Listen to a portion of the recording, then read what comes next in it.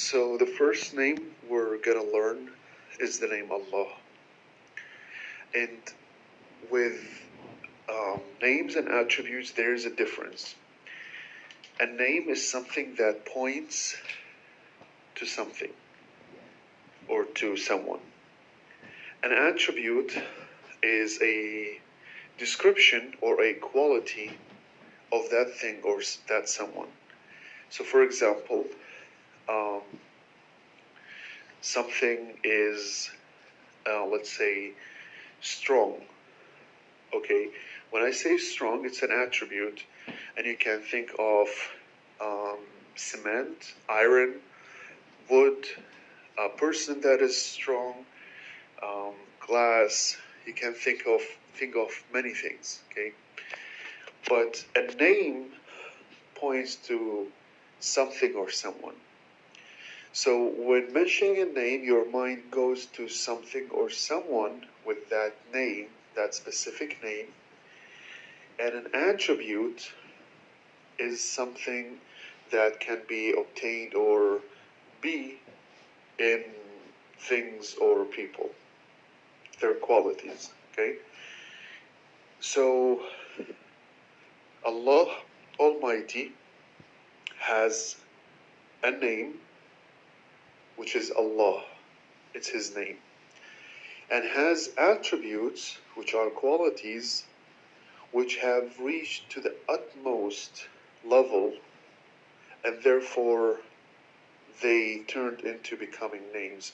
Because when you say them, your mind goes to God, goes to Allah.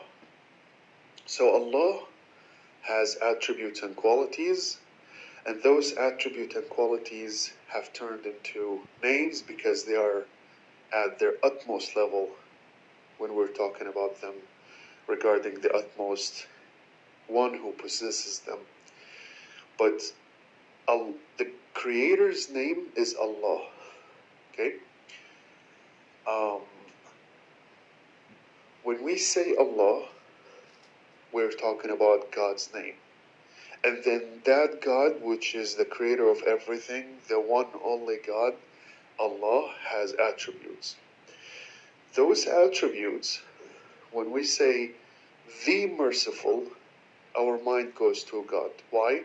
Because He has the utmost mercy. Okay. Who has the utmost mercy? Allah. So yes, His attributes became name because when you say them, your mind goes to Him. But what is His name? And His doesn't have to be gender. His is used for neutral, neutralizing the gender. We're not talking about gender here, but is the most gender neutral thing to say, which is He. Because Allah has no gender. He created gender. It's not the concept of God to have gender. Allah or God, in different concepts. It's not the same concept as the creation. So what about Allah? What is that? As I said, it's a name. And there are two opinions about whether it's just a name or was it derived from something. Now, the first opinion says that it was derived from something, which is that it was derived from the letter or the word who. And who, it means in English, He. So if you mention Allah with the name or the word who, and there is a mentioning like that, they say who, or huwa, huwa. When you say who, it means He. So for example, they will ask, who created you? And you will say He. So in Arabic, man khalaqaka, who created you? And in Arabic the answer is huwa, means He. Okay? Now, um, then they added to it the L. So the first one was an H, the H sound, and then they added the L in Arabic, lam, l, because the lam, the il in Arabic, it means for belonging to something. So when you say, who do you belong to? The answer would be lahu. Lahu means to him. To him I belong. Who belongs the universe to? You would say lahu means to him. So to, la, who is he, to him means to Allah. Okay, so the first thing was who means him or he. The second letter is L, means to. Now, what is the other L for?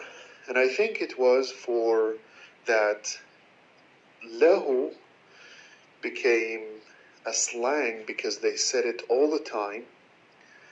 And so they had to add another L. So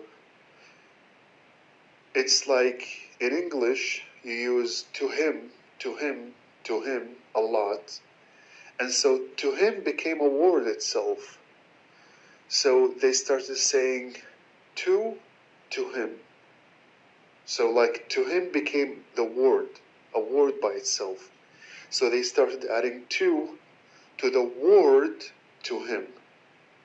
So li, lahu, or combined lillah. Okay? And then I think they in the end added an alif, so it became Allah. That's one opinion. Another opinion said no, it's a name. It became as is. It came to us as Allah. So when we say Allah, that's how it came. It's exactly like when a person called Ahmed or John. It's as is, no deriving, no addition, no nothing. Anyways, the conclusion is that that's what Allah called himself. Rather, it was derived and known to people as derived from something and then known as what is in its final form, or it's as is. Allah, the Creator, called himself Allah. So it became in the final revelation in the last testament, in the Quran, Allah is the name that God told us that that's his name is. So that's the first name, which is the actual name. And then all the other names afterwards are descriptions. They're describing who Allah is so that we know about him. It's exactly as you're describing someone or something. Our life and our mind work with descriptions, work with knowing the attributes and the qualities, and that's how you give judgment on something. If you want to judge wood, for example, what are the attributes of wood? It's 1, 2, 3, 4, 5, 6, 7, 8, 9, 10 attributes. Okay, so now you have a mental image about wood. Okay, rather general or specific. So when Allah Almighty give us many attributes and descriptions and qualities to know about him, Allah wants us to know him. And it's honoring us even to let us know about his name, Allah, because we may know his attributes, but we may never know his name. But he told us about his name, Almighty. So it's an honoring.